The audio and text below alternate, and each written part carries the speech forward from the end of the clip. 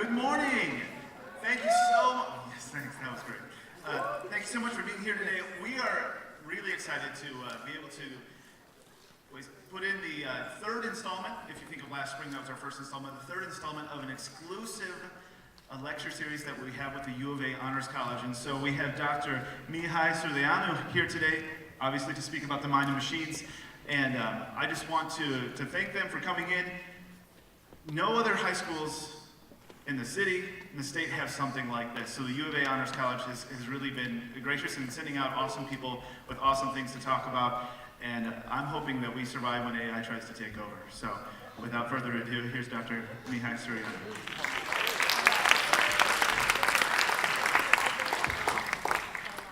Thanks for the introduction, and it's a pleasure to be here.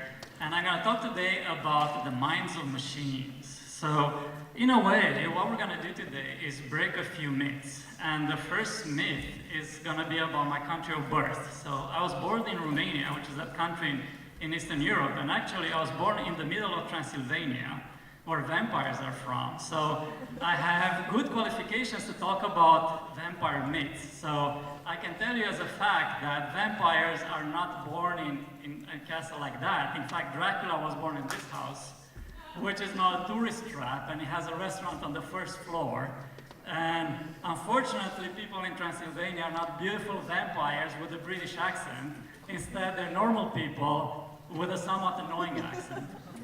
All right, the second myth I want to break today is, oops, I don't want to be in the middle of that, is what Joel mentioned a few minutes ago. I don't think the scary AI, which is going to take over all of us, is going to happen anytime soon. So I'm going to give you some explanations today why that's not going to happen. Or it might happen, but not for the reasons we all think. So we're going to discuss that. So really what I want to do today is I want to compare the human mind against the artificial mind, against the minds of the machines. And the way I want to do it is we're going to look at three distinct intellectual pathways. First, we're going to look at three ways in which we understand how the human mind works. And then we're going to see how computer scientists took these three intellectual directions and implemented them in computers. And this is going to be hard. We're going to start with philosophy, we're going to move on to biology, then psychology, then computer science, and towards the end back to biology. So it's going to be hard, but I think it's going to be fun. So the first direction we're going to look at on trying to understand how the human mind works, it's called the rationalistic tradition. Okay, we can trace this one back at least roughly 2,500 years ago to the times of Plato, the Greek philosopher, who said many years ago that everything that humans do is based on a theory of an objective world. There is an objective world out there that's independent of our opinions of it. And later on, closer to our times, two other philosophers, Descartes and Husserl, said that this objective world is implemented through states and rules that operate over the states. Okay, this sounds really boring, and I was struggling to explain this to a normal human being who's not a philosopher, and the best explanation I found is in this cartoon. So imagine that you're this guy who's trying to paint a fence on a Sunday morning. So before he does any fence painting, he needs to go outside and describe the world. He needs to paint everything that the world around him has. So he needs to paint the cat, the dog, the house, the trees, and so on, before he can act. First, he has to define the objective world, the objects, and the rules that operate over the objects, and then he can act in the world. Right? This is essentially a small definition of the rationalistic tradition. Here's another one, logic. Logic is objective, and it should operate regardless of how we think about it. And an example of logic is, again, more than 2,000 years old, are Aristotle's syllogisms. And here's one.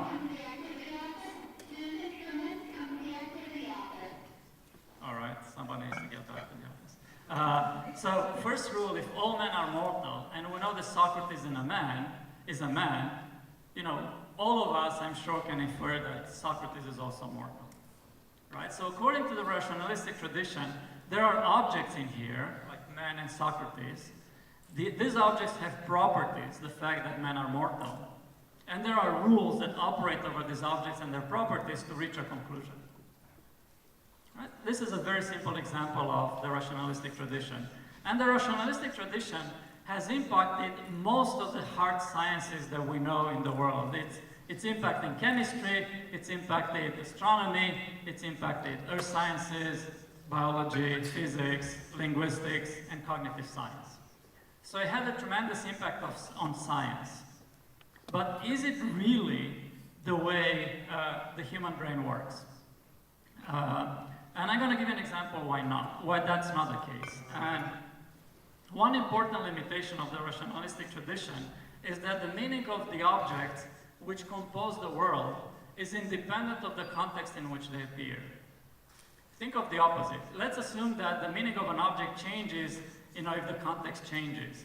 That means that the number of rules you want to have to model the world is potentially infinite, and that's not manageable. So this is a simplification that the rationalistic tradition makes, that the meaning of an object is independent of the context in which it appears. But that's not really how we think. Being human is all about context. Let me give you yet another simple example. Take the word BASS. Right? That can mean a lot of things depending on the context in which it appears. It can mean a musical instrument. It can mean a different musical instrument. It can mean a fish. It can mean a singer, and I'm sure it can go on. All right? So there are big limitations of the rationalistic tradition in the sense that it basically ignores context. And what this example is showing, what the simple example is showing, is that to us human beings, interpreting the context is a crucial element of what makes us human. And this is exactly what the next philosophical direction addresses. And this is called being in the world. Being in the world is the baby of Martin Heidegger, this German philosopher. And the funny thing about Heidegger is that it's almost impossible to read. And the joke about Heidegger is that he's intranslatable even in his native language, German.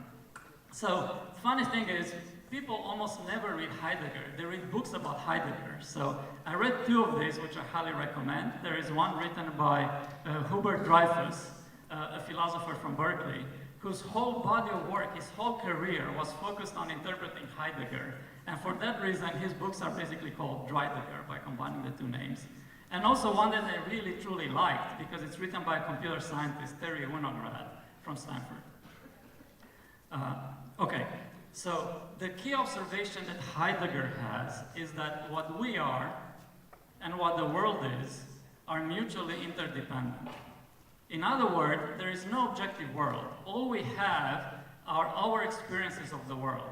But on the other hand, similarly, our experiences cannot be separated from the world in which they occur. In other words, existence is interpretation, and interpretation is existence. Okay, this is a hard concept. Heidegger calls this being in the world, which comes from the German word that he made up, Dasein, which is actually a concatenation of two words, being there, being in the world. What Heidegger means by this is that we are deeply embedded in the world. You cannot subtract yourself from the environment in which you exist. All you can is interpret and self-interpret yourself in the context in which you appear. This is still very hard to understand, so let me give you a very concrete example.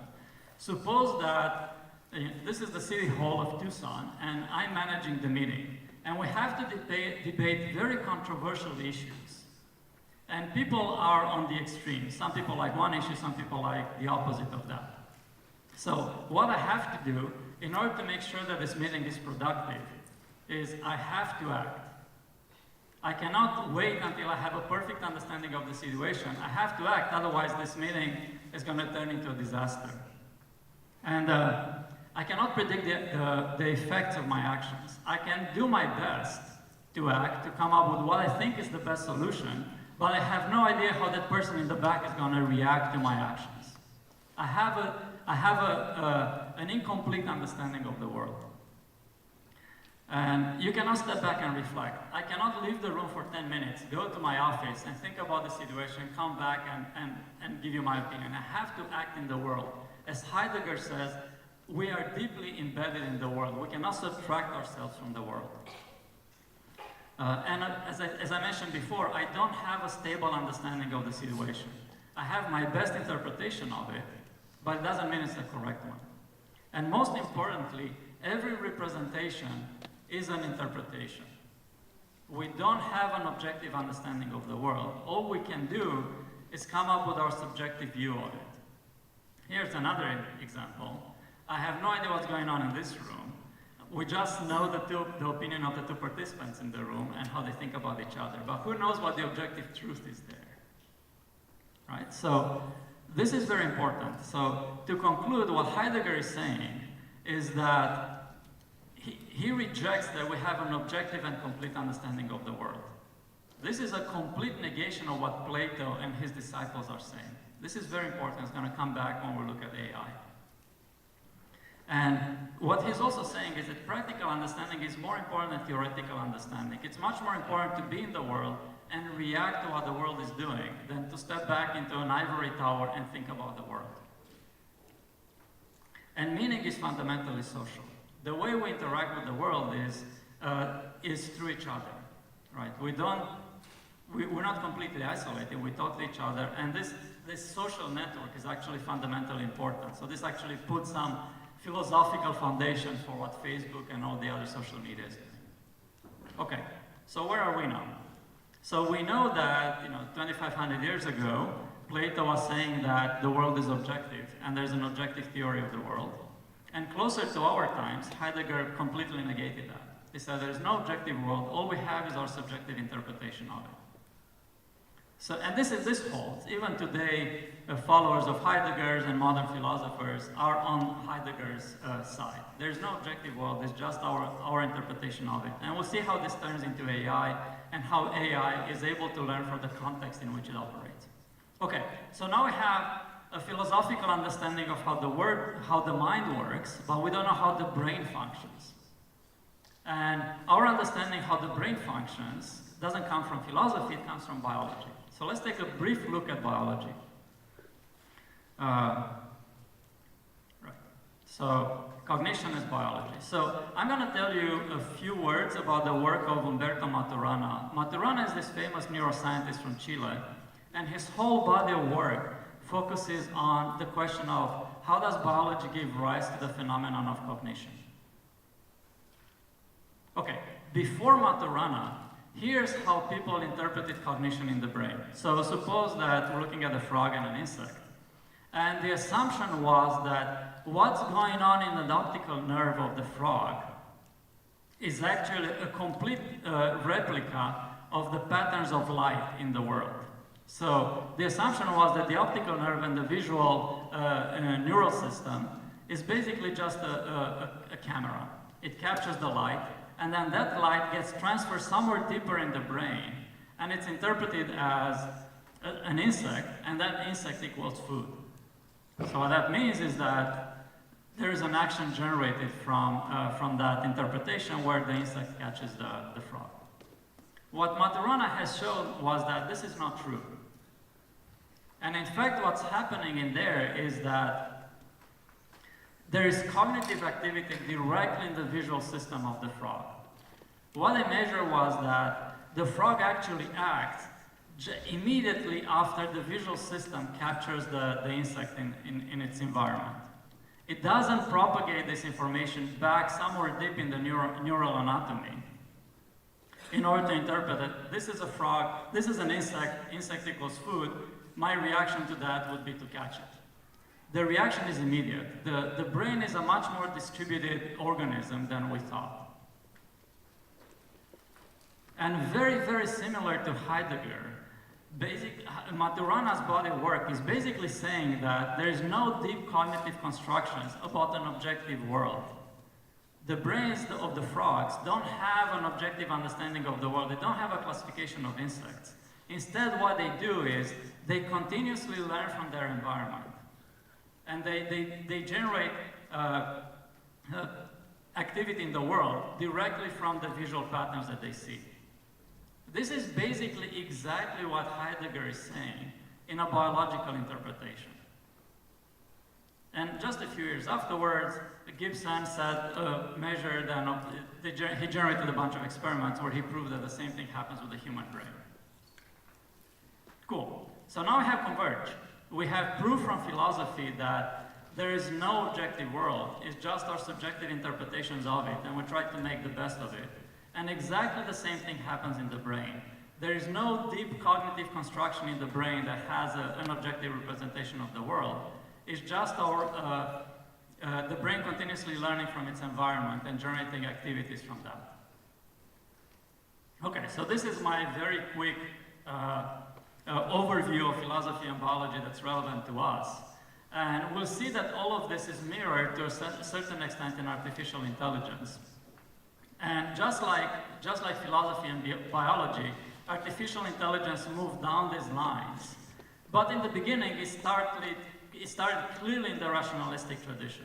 So let me give you some examples of that.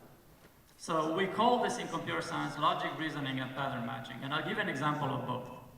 Here's a very simple example of logic, reasoning in computer science. And this actually is really trivial, and I'll show you actual software, actual code, that in the programming language called Prolog, that implements Aristotle's syllogism to show you how close we are in the computer science world to logic. So this is the syllogism we saw a few minutes ago, and this is actual code in Prolog that implements the same thing. So Prolog is a little bit weird. You have to read it left to right, right to left. So first, the first statement basically says that Socrates is a man. The second statement, if we read it right to left, says that if you're a man, if X is a man, then X is mortal. And then you can ask questions. Is Socrates mortal? And Prolog has a very nice theorem-proving engine in the back end, which basically applies rules in a chain mechanism to demonstrate if a question is true or false. And this one is, of course, true. Right? So just like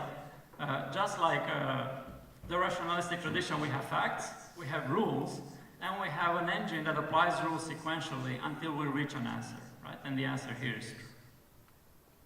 Right? So this shows you how nice of a fit logic is to computer science, which is no surprise, right? So computer science was designed, came from logic. So this is where we started. And now let me give you an example of pattern matching, which comes from the work that's happening in my lab. So let's take a step back. And what you see here are basically the number of biomedical publications published each year. This is, by the way, it comes from PubMed. PubMed is the Google of biomedical research. So they index all the biomedical publications available, and they make them available to the world. And what they've done in the past 7 years, they have indexed more than 1 million publications a year. This is clearly beyond the processing capacity of any human. Now, if you're a doctor, how can you claim that you have a treatment for a disease when you're not even aware of all the research that's out there? Right? This is a big, big limitation of what's going on with medical research today. And this is what we try to help with in our lab. So what we've done in our lab was we built a machine reading system. As you'll see, this machine reading system is just pattern matching. I'll give you an example in the next slide. But you can view this as, you can view each of these publications as containing pieces of a puzzle. And the whole puzzle contains millions of pieces. Clearly no human being can build a puzzle with millions of pieces, but machines can. So this is the goal of machine reading, to read all these publications. And I'll show you examples of how this helps cancer research. And assemble a puzzle that gives us a better understanding of the corresponding disease, in our case, cancer. So here's the example. So suppose what we're doing is we're reading millions and millions of statements like this. And if you don't understand what they are, don't worry about it. But basically what we do is we implemented a bunch of patterns that match these texts and extract the relevant information. So for example, in this particular case, the relevant information, let's read this right to left again. The relevant information is that the blue block is a protein that gets phosphorylated. Phosphorylation means that there's a phosphate group that's a molecule that gets attached to the protein, and that protein becomes active. And if you chain enough of these activations, one after another, or in more complicated mechanisms, you end up with something that causes a tumor. For example, one of the typical mechanisms in cancer is apoptosis, where cells die. And if you have a tumor, you want the cells in the tumor to die. So one way in which cancer survives is that it disables this apoptosis mechanism. Right? So chaining this, having a so-called signaling pathway in which these proteins activate each other until this apoptosis mechanism happens or doesn't happen is actually really fundamental for cancer. Right? So we don't only extract the entities, the proteins that are part of this mechanism, we extract the biochemical interactions that operate over them. In this case, we have a phosphorylation, and that phosphorylation is positively regulated by the other chemical. Now, this is one piece of the puzzle. Now, imagine having tens of millions of these and putting them together into a graph that explains how the cancer works. And this is what we did. And this project, by the way, was funded by DARPA. DARPA is the research branch of the military. And what they do, they evaluate you in order to understand if they should give you money or not, basically. So this is the evaluation that they implemented for this project. So what you see here on the x-axis are the number of papers that the machines could read in a given unit of time. So they go from 0 to roughly 1,000. What you see on the y-axis is the precision of the extractions. How many of the extractions, how many of the pieces of the puzzle that the machine produced are actually correct? So these are the other 4 teams that participated in this project, and this is where we are. And you clearly want to be in the top right corner, right? You want to have high precision. You want your extractions to be as correct as possible. And you want to extract as many of those as possible. And this is where we were the only team in that corner. What's more interesting in this evaluation is that human experts, these are cancer researchers who were asked to do the same task, were basically there. They had roughly the same precision as the machines, but of course their throughput was much, much lower. And if you think about it, it makes sense, right? So if you're a human being, how many biomedical papers can you read a day? 2, 3, maybe, if you're good. Certainly not 1,000. Right, so this is what we did. And we were very happy to see that. It gave us some bragging rights that we read just as precisely as humans, but much, much faster. So this was good, but it's still not sufficient. We haven't proved that this information is actually useful. So let me give a use case to show you that this information is useful. And I'll admit a few things. So when we started this project, I'm not a biologist, I'm a computer scientist. And when we started this project, we had to work with cancer researchers. And I had no understanding of what they were saying. To me, it was like a foreign language that I didn't speak. And it took me months to understand what they were saying. And based on my understanding, I now think I can define the problem they're working on better than they can. So let me try to give you a definition of the problem that my colleagues were working on without biology. So suppose that your body is a house and you have a burglar. And the burglar is trying to get into the house, but the burglar can go through the door or can go through the window, right, to get into your house. But it's not going to do both, right? One is sufficient.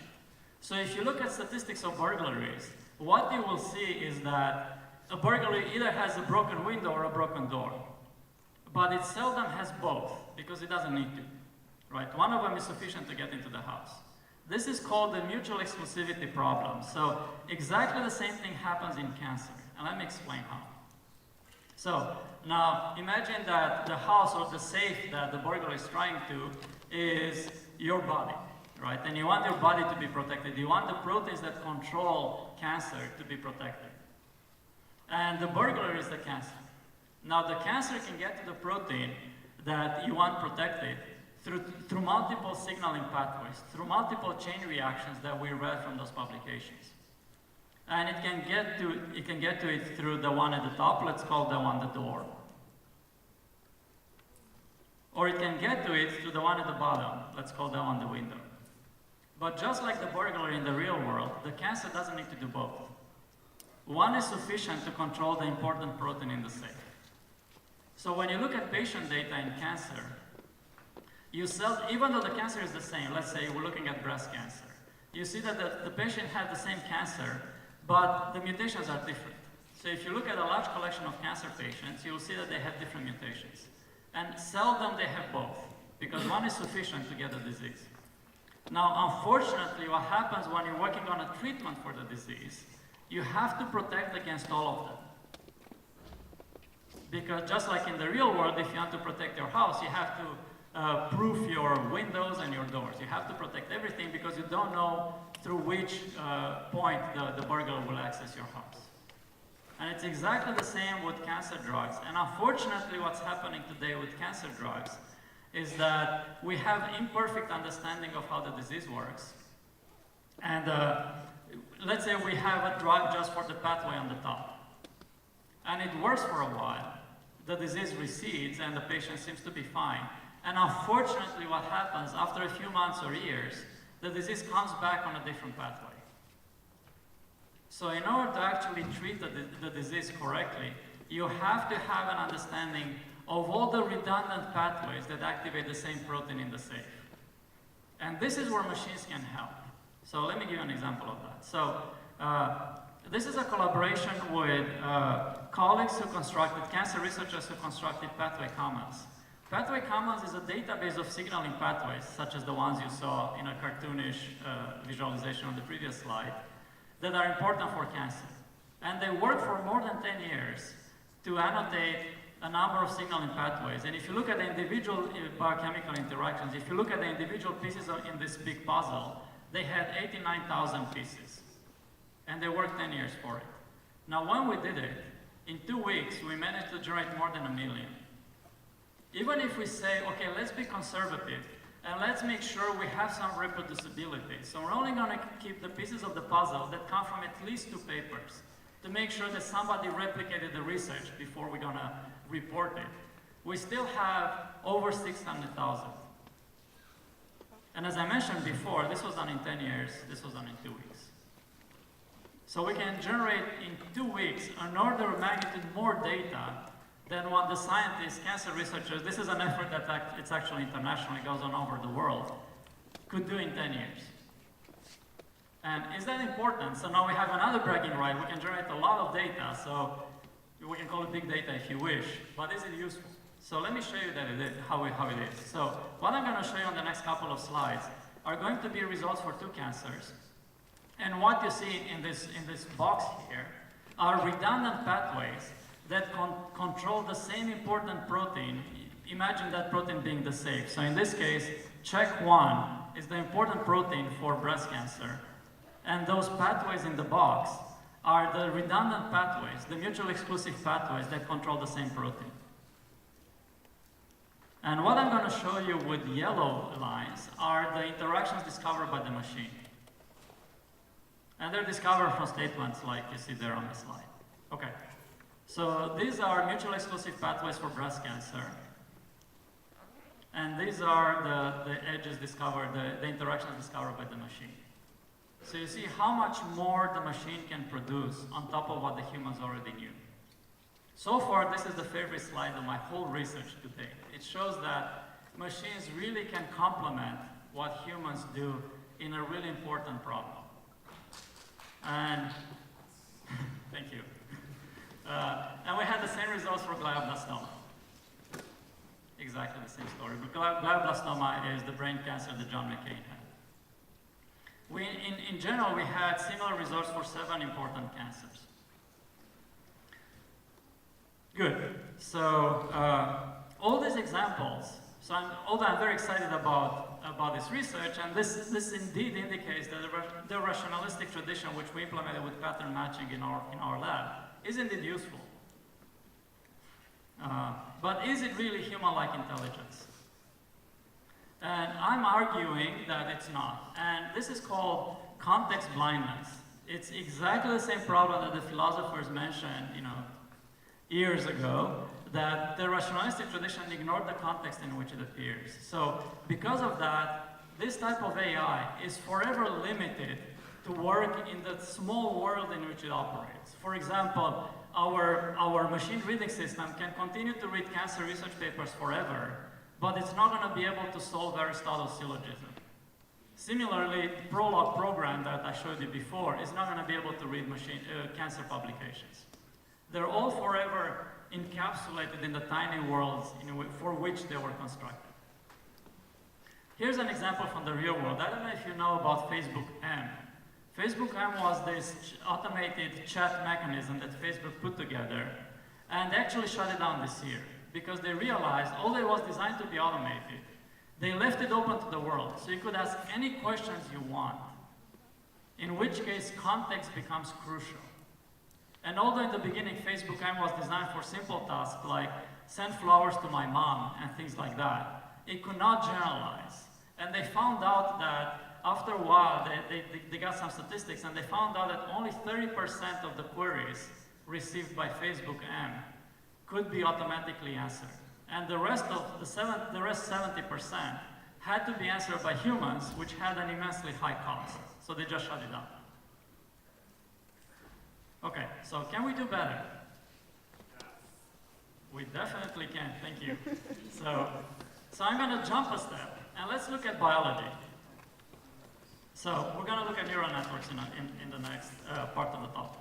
So it's basically, neural networks say that, well, we don't really truly understand how the brain works, but let's just imitate what it does, and hopefully we're gonna get there. And in fact, they start in a psychology department. So as a matter of fact, computer science is relatively new.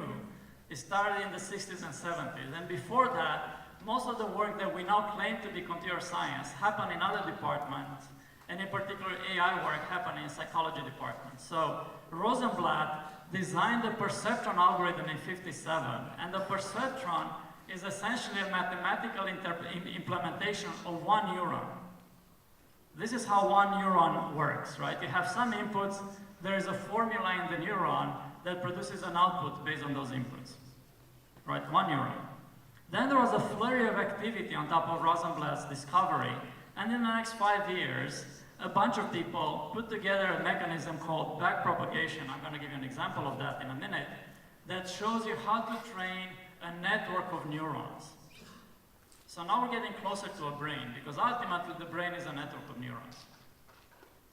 Okay, so roughly what we want to build is, this is my definition, my formal definition of machine learning and deep learning, where you want to throw away a lot of data into a big pile and keep stirring it until the right answers come.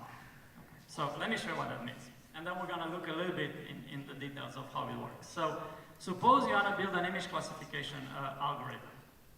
You want to feed it a bunch of images, and after you feed a ton of images into the system, you're going to end up training with a learning algorithm. I'm going to give you an example of that in the next slide, called backpropagation. You're going to end up building a network. And that network is supposed to recognize the images it saw before. So for example, if you feed in a picture of a dog like that, it should be relatively confident it's a dog and it's not a mouse. I had a dog like that, by the way, and it really looks like a mop. There were moments where I didn't know where the head was. So it's beautiful. All right, so this is from a high level what a deep learning algorithm is supposed to do. So let's see how it works. So you're supposed to train a neural network, and the neural network has input neurons and output neurons. The output neurons each correspond to one thing you're trying to classify. So in this very simple example, I'm showing you how we're classifying two things. Let's say dogs versus cats. So we're going to have two output neurons, one for dogs, one for cats, right? The input neurons are basically mapped to the input you have. So let's say if you're classifying images, each of the inputs is mapped to a pixel in the image, right? So if you have an image that's 32 pixels by 32 pixels, you're going to have 32 by 32 input neurons. And what the backpropagation algorithm does, it continuously feeds one image to the network. So let's say in this particular case, we're looking at a cat, and let's say in the beginning the network is really stupid, and it doesn't know what to predict. So it predicts a dog. That's wrong, right? So what the backpropagation algorithm does, it says, okay, you made a mistake. So what you need to do is, you need to turn down the activations of the synapses that connected you to the output neuron saying dog. So you need to turn down the volume on the dog connections, and you need to turn up the volume on the cat connections to make sure that next time you see this picture, you're going to predict a cat. Right? This is it. This is backpropagation, and I know there's a lot of hype in the press about how complicated deep learning is, but in fact we teach it in the computer science department, we teach it to undergrads. If you do calculus, you should be able to implement this thing from scratch. It's not that hard. And in fact, we had most of the theory for deep learning in the 60s. We knew it for 60 years by now. It's not that new, it's not that hard. It's just that we had to wait a little bit until the hardware caught up. So what I'm showing you here is an example of Moore's law. Gordon Moore was one of the co-founders of Intel, and I'm sure you guys know about Intel, and he basically stated that transistor counts will double every couple of years on a chip, on a processor chip, which basically means that the processing power of that chip will double every 2 years. So what you see here was that he was essentially right, and what you see on the x-axis is time, and what you see on the y-axis is the number of transistors on a chip, and that's a log scale. Each tick is 10 times larger than the previous one. And you see that actually Moore was correct, right? So he stated this in, I don't know when, I think in the late 60s. And he's still, I think Moore's law is beginning to taper out, but he's still correct. The number of transistors indeed double every couple of years. And we began to see huge improvements using deep learning only around 2011. Why is that? The reason for that is because all this backpropagation algorithm, where turning down the knob on incorrect synapses and turning up the volume on the ones that were missed, is actually implemented as matrix multiplications. And matrix multiplications need a lot of processing power. And in fact, what really works well for deep learning is GPUs. GPUs are the graphics processing units that you guys use for gaming. And it turns out that in games, you're also dealing with frames which are matrices, right? You have the frames in the video. And those frames are matrices which look very, very much alike, like the matrices needed for backpropagation. So we had to wait until those, so thanks to you guys for playing games, we now have good GPUs that actually can do deep learning. And in fact, if you look at all these big companies, Google and so on, in their AI labs, they have desktop machines, they have really shitty CPUs, like the cheapest ones you can buy, coupled with really powerful GPUs. And that's when we started to see really amazing results. So let me show you a few of the amazing results that we saw. So the wonder year of deep learning was 2012, when this group from Canada worked on image classification. So the task here is to classify 15 million images in 22,000 categories. So the categories are cats, dogs, cars, bicycles, and so on, 20,000 of those. That's hard. And they put together a neural network that had 650,000 neurons. And they showed that they reduced the error rate, the classification error rate, by 1/3, from 26% to 17%. Now, I can tell you as a researcher in computer science is that you almost never see a paper that has such a huge improvement. Unfortunately, research is a very slow incremental process where each paper improves by 1% or 0.5%. To see a drop of 1/3 in error rate is fantastic. It's almost unheard of.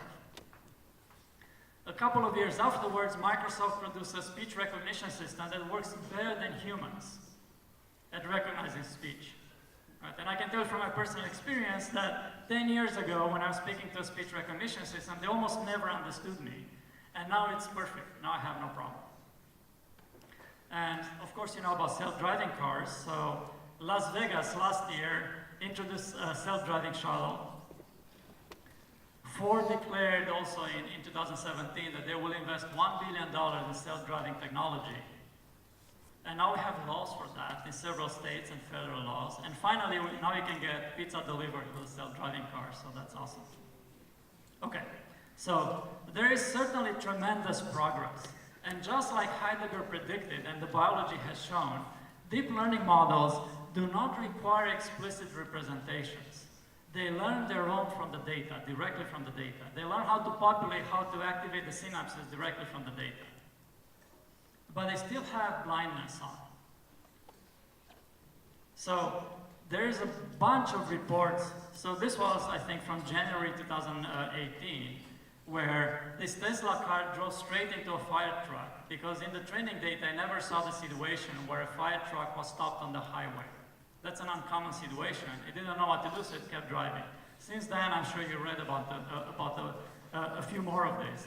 My best explanation of the self-driving cars and how far we are from deploying this technology comes from this awesome car show on Amazon.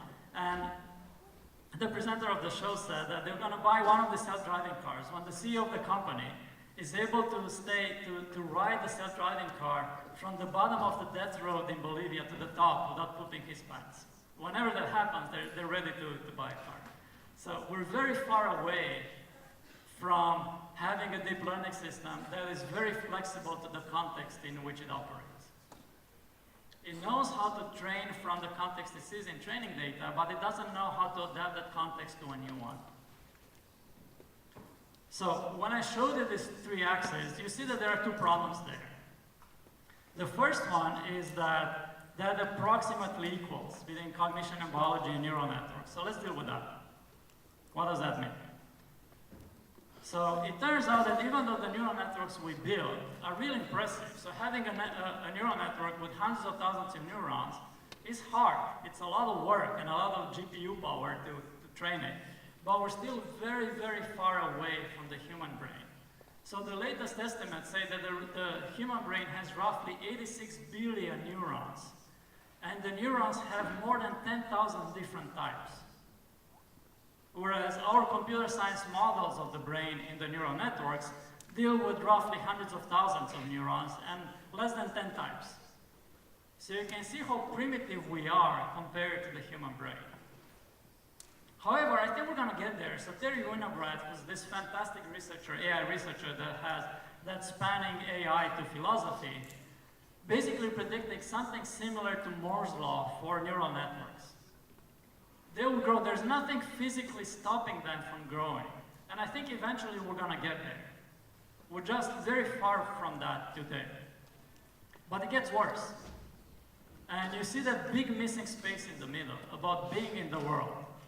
And as Heidegger said that, what we do well with our human minds is interpreting context and adapting to new context in real time.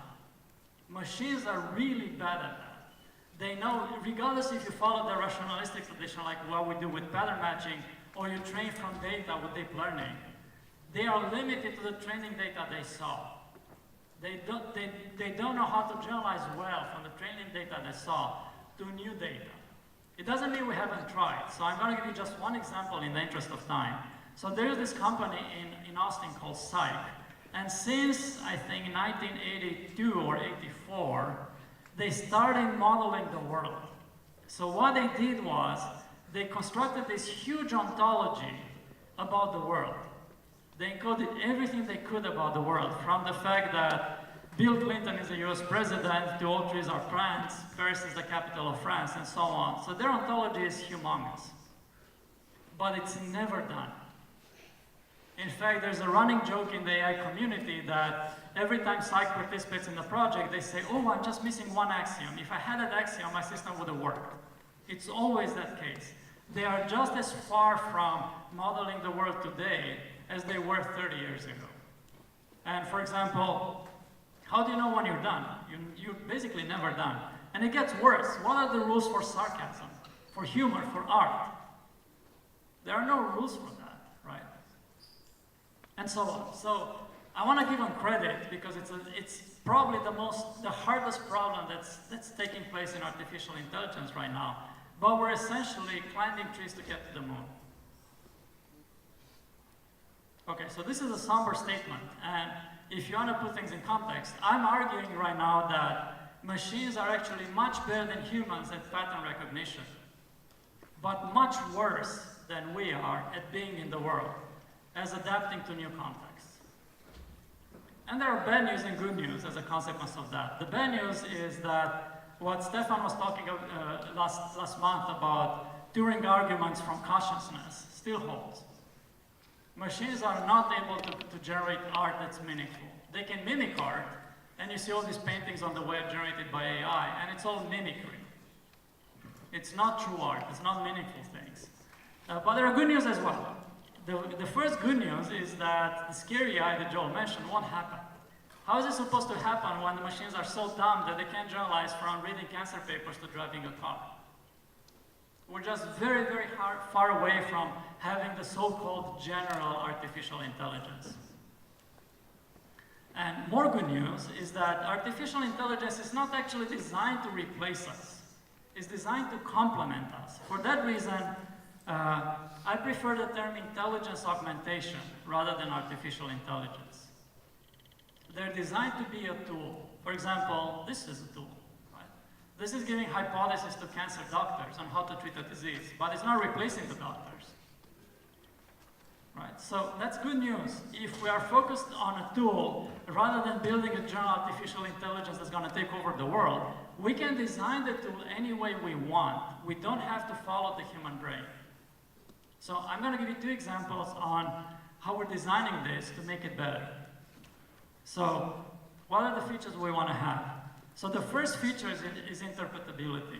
I don't know if you guys heard about the Watson question answering system. Is that program that won Jeopardy a couple of times.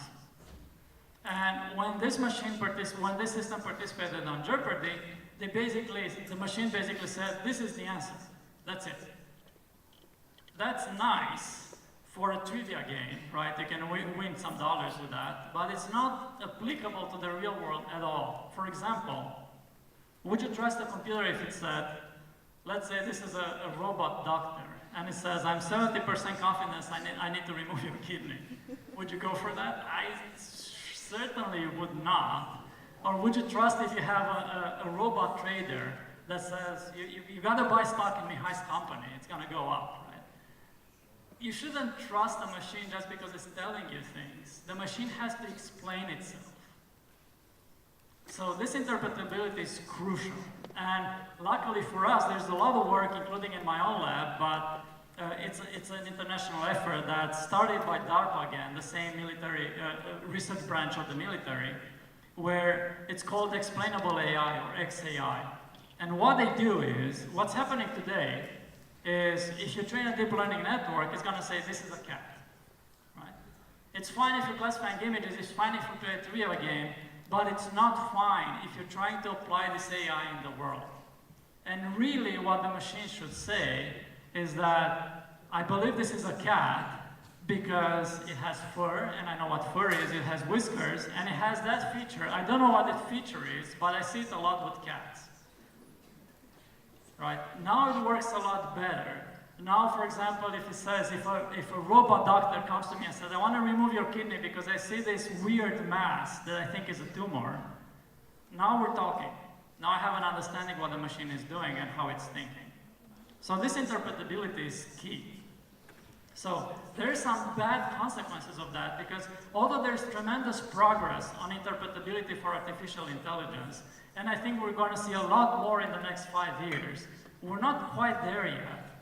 But we are deploying massive AI in the world. We are deploying self-driving cars. That's millions of lines of code that we don't understand. So my argument is that the scary AI might actually happen because we deploy the systems that don't explain themselves and nobody truly understands them. So this is the type of scary AI that scares me, not the one that's going to conquer the world. Okay, moving on. Another thing that we need to work on is robustness to bias.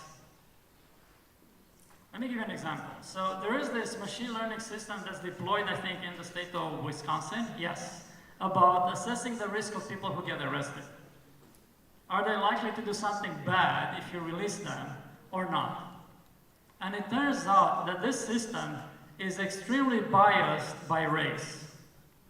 And it's going to be, if you're black, you're screwed. Because this system is going to predict with a higher confidence that you're going to do something bad if you're released than the data supports. And it's going to predict if you're white, it's going to predict with a lower confidence that you're going to do something bad. Well, this is clearly bad. And this is actually a consequence of the lack of interpretability. Because just now we're beginning to understand how these deep learning networks are thinking. Just now we're beginning to understand that they're actually biased. And there are a couple of reasons why that's the case. So the first reason is The data did it, right? You can argue that if it's garbage in, then it's garbage out, right? If you have data that's biased, and it's true that we have systematic biases in our society, right? We arrest more black people than white people. So certainly the machine is going to train on this data and it's going to be just as biased as the data. But it's worse, actually. So let me give a simple example from my field. I work on natural language processing. And this is a database on who does what in a picture. So this is a database that has pictures of people doing stuff, and your machine is supposed to predict who's the participant in the picture and what's the action. Now, a couple of authors discovered last year that this data is also biased. So if you look at the action of cooking, 2/3 of the actions of cooking are performed by women in the data. So there's already some bias. But AI emphasizes this bias. It turns out that if you train a machine learning system to predict from this training data, it makes it worse. And what they observed was that at testing time, they predicted that that guy is a woman. And statistically speaking, they observed that now they train on data that where 66% of the data was biased. The resulting system was 80% biased. The machine made it worse. Now the good news is that, yes, more bias, it can be fixed. So my colleagues came up with a very elegant algorithm that removed gender bias from the data. And that's great. So I'm actually very optimistic about all this work in bias reduction and all this work in interpretability that's going to come up in the next few years. So to recap, yes, the machines are much worse at being in the world, but I'm arguing that in just a few years, the machines will be much better at interpretability. How many of you guys are interpretable? How many of you can explain your decisions? I'm arguing that a lot of humans were not that interpretable either, right? So in just a few years, my hope is that machines are going to do much better than we are. And they're also going to be much more robust to racial and gender biases than we are. So I'm optimistic that we're going to have much better tools in just a few years. And this is not actually a new story. So if you think about, let's say, the evolution of the airplane, in the beginning, we tried to mimic how birds fly, and we failed. Those airplanes didn't fly that long. But after we dropped that idea, we dropped the idea of replacing the birds, and we just built a tool that helps us in the best way possible. We ended up being airplanes. And exactly the same thing is going to happen with AI. They're not going to replace us. They're not going to mimic what the human brain does. They're going to evolve in its own direction. And that direction will generate tools that will be extremely useful, will generate jobs, and it's going to be really fun to build those and using them. Okay, I'm going to stop here.